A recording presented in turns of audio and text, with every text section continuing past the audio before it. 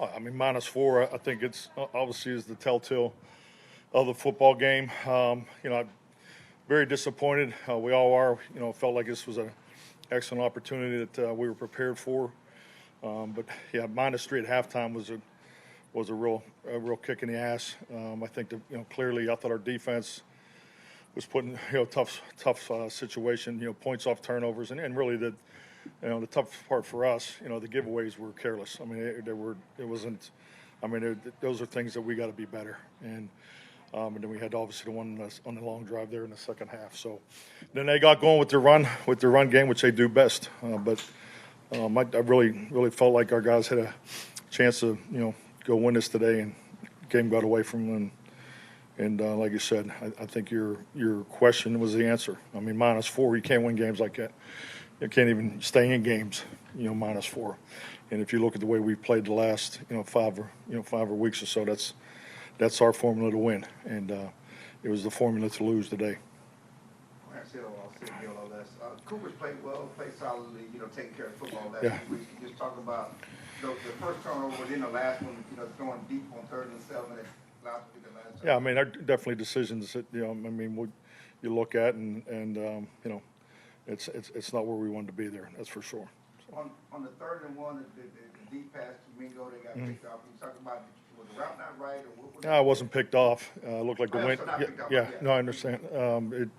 It looked like the wind got it a little bit, and felt like we had an opportunity to get on top. He did get on top, so it's unfortunate.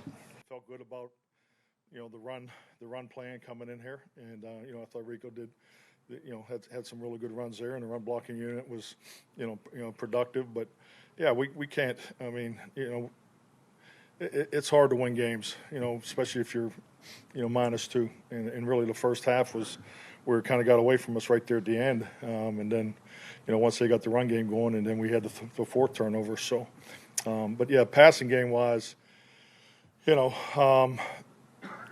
wasn't. I wouldn't really say that we stressed them a whole lot, schematically, but we really wanted to stay in a healthy run pass ratio, and once again we got behind and the game changed.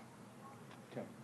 To the Dallas News, the team is going to finish with a losing record. You have not had many of them in Green Bay or Dallas. What do you take away from that? Oh, I mean, ask me that in 8 days.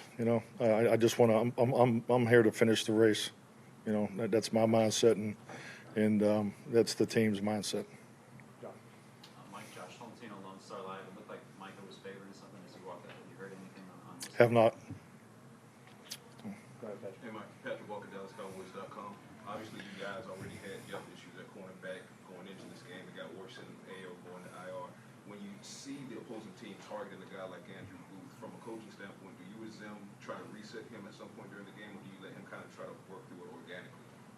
I mean, there's communication going on all the time, regardless of if it was a productive play or a negative play. So, yeah, I mean, there's obvious communication. I mean, they, obviously got after him, and you can't cloud every single play, especially with the strength of their offense is running the football, and the strength is Saquon, the way he's rolling. So, you're going to have to play someone high, and our guys know they got to stay on the upfield shoulder, and we didn't get that done.